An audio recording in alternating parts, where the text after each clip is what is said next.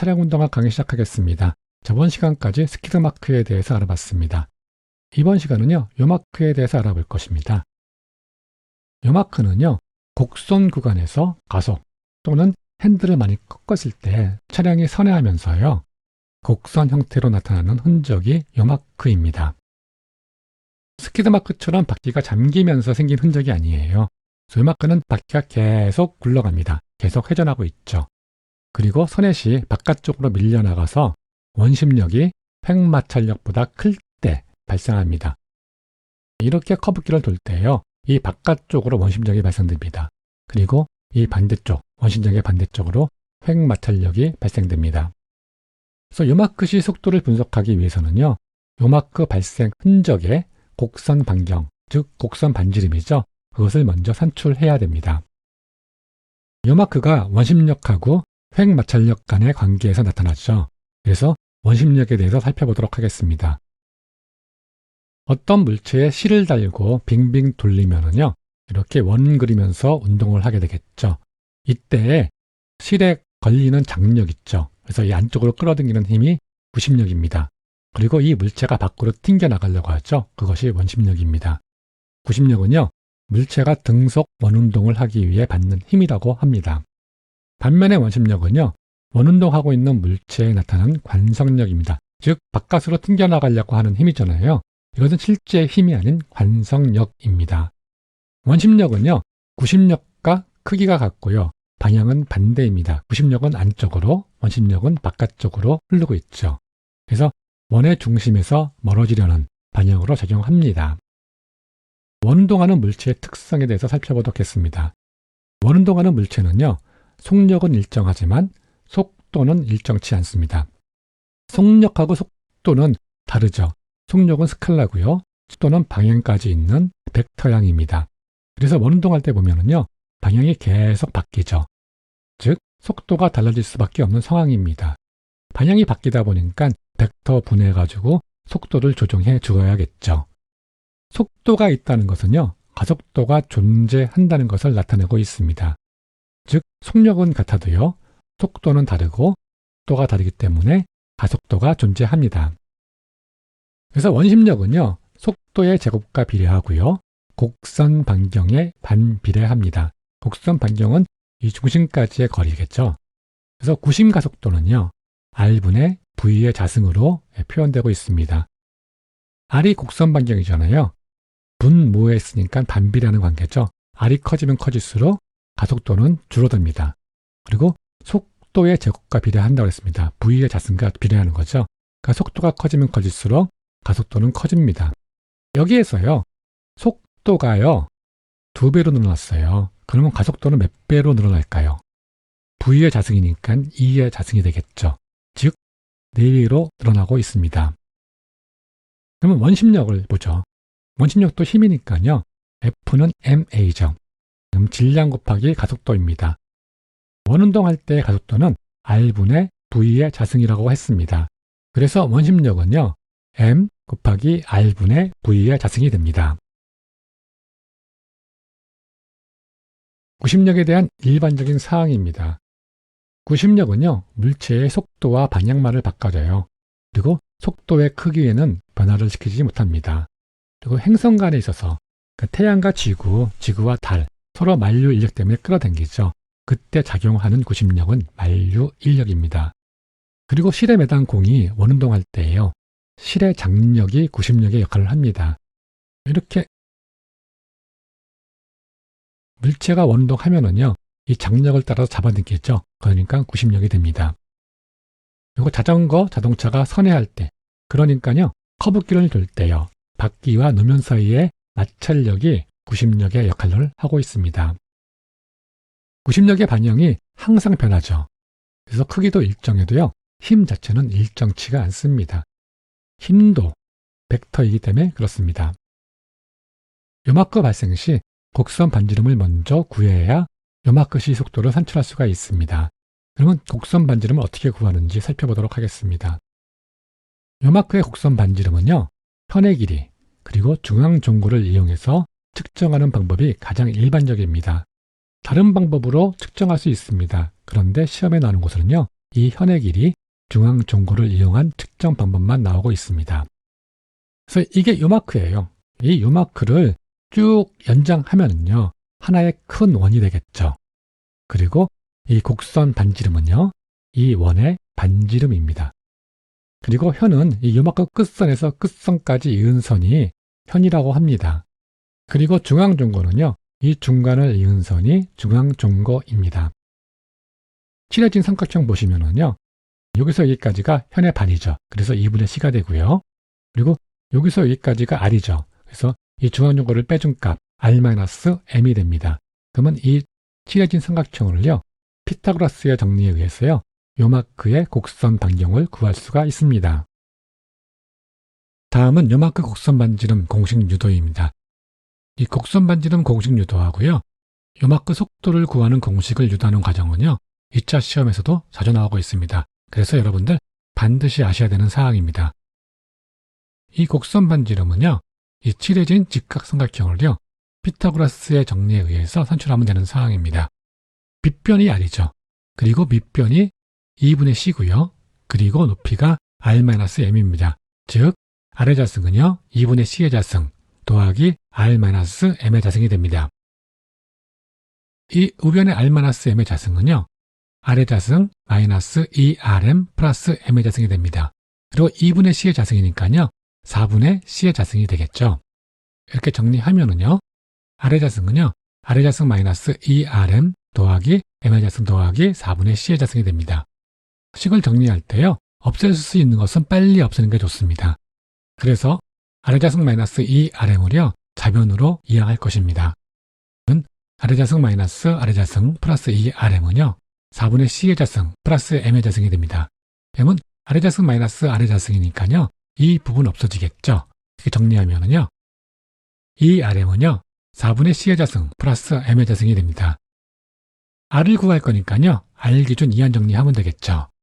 이 M은요, 곱하기 관계였으니까요, 이항하면서 분모가 되겠죠. 그래서요, R은 4 곱하기 2M분의 C의 자승 더하기 2M분의 M의 자승이 됩니다.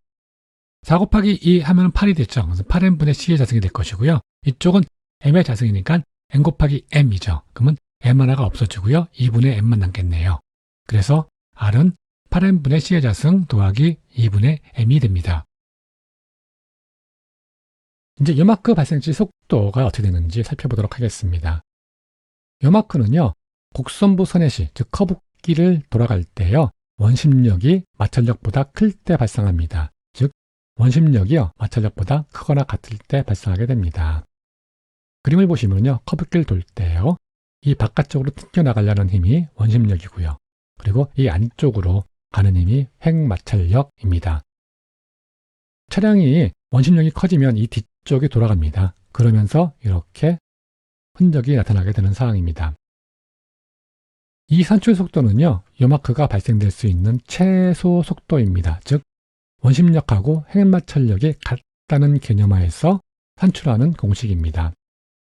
원심력이 M 곱하기 R분의 V의 자승이라고 했고요. 횡마찰력은요, MμG죠. F는 MA에서요. A는 μG죠. 그래서 MμG가 되는 것입니다. 원심력이 횡마찰력보다 크거나 같을 때 요마크가 발생한다고 했습니다. 그러니까 같을 때라고 생각하고 계산하시면 됩니다. M, R분의 V의 자승은 MμG가 되겠죠. 그러면 양쪽에 다 M이 있어요. 전부 다 곱하기 관계였으니까 소거 가능하죠. 양변에 소거합니다. 그러면 R분의 V의 자승은 μG가 됩니다. 구하려고 하는 게 V죠. 그럼 V 기준 이항 정리하면 되겠죠. R은 분모였으니까요, 넘어가면서 곱하기가 됩니다. 그리고 V의 제곱이잖아요. 그럼 제곱근을 없애려면요, 반대편에 루트 씌워주면 되겠죠. 그래서 V는 루트 μGR이 됩니다. 물론 단위는 미터/세컨이고요. 스키드 마크를 km/h로 바로 바꾸는 방법이 있었죠. 이와 마찬가지로요, 요마크도 km/h로 바로 바꾸는 방법이 있습니다. 방법은 같습니다. 미터/세컨을 km/h로 바꾸는 3.6과 중력 가속도 9.8을 식에 대입합니다. V는 루트 μGR이죠. 그러면 3.6이 이 안에 들어가니까 3.6의 자승이 될 것이고요. 여기 G는 양 9.8로 변경해주면 됩니다. 그래서 V는 루트 3.6의 자승 곱하기 9.8 뮤 R이 됩니다. 그럼 3.6의 자승 곱하기 9.8을 하면은요, 127.008 이렇게 나옵니다. 그럼 약 127이죠. 그래서 V는 루트 127 뮤 R이 됩니다. 단위는 km/h가 되겠죠. 역시 스키드마크 공식처럼요, 이 공식도 사용하지 마세요. 그래서 여러분은 이렇게 된다는 것만 알고 있으면 될 것 같습니다. 다음은 한계선의 속도입니다. 한계선의 속도는요, 차량이 이 곡선 구간을 돌 때예요. 곡선 구간은 밖으로 튕겨나가지 않는 최대 속도예요. 이 공식은요, 요마크 발생 시 속도와 동일 공식을 활용합니다. 그래서 V는 루트 뮤 GR이 됩니다. 이제 이번에는요, 요마크하고 스키드마크가 동시에 발생될 경우 어떻게 속도를 구하느냐에 대한 부분입니다. 요마크와 스키드마크는 발생 원인이 다르다고 했습니다. 스키드마크는요, 제동시 에너지와 일의 관계에서 발생하죠. 그리고 요마크는요, 원심력과 횡마찰력의 관계에서 발생됩니다. 즉, 발생 원인이 다릅니다. 먼저 요마크 발생 후 스키드마크가 생겼어요. 그럴 경우는요, 요마크는 요마크 공식으로 바로 요마크 시작점 속도를 산출할 수가 있잖아요. 그래서 요마크 발생 시 속도만 구하면요, 사고 시작점 속도가 됩니다. 이때 요마크 속도만 구하면 되겠죠. 그러면 사고 시작점 속도 구해집니다. 그런데요, 스키드마크 발생 후 요마크가 생겼어요. 그러면 먼저 요마크 시작점 속도를 산출합니다. 여기 요마크 시작점 속도를 산출합니다. 그 다음에 스키드마크 시작점 속도를 산출하면 되겠죠. 이때 요마크 시작점 속도는요, 스키드마크의 나중 속도가 됩니다. 스키드마크의 끝점이니까 나중 속도가 되는 것입니다. 이제 살펴보도록 하겠습니다. 사고 현장에 도착했고요. 평탄한 도로입니다. 평지란 얘기고요. 그리고 스키드마크가 17m 발생한 후에요, 급핸들 조작으로 인해서 현의 길이 30m, 중앙정고 2m로 우로굽은 요마크 흔적을 발견할 수 있었습니다.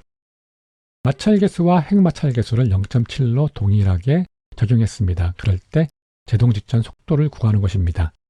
이런 문제처럼 중력가 속도가 안 주어지면요, 그냥 중력가 속도는 9.8이라고 생각하시면 됩니다.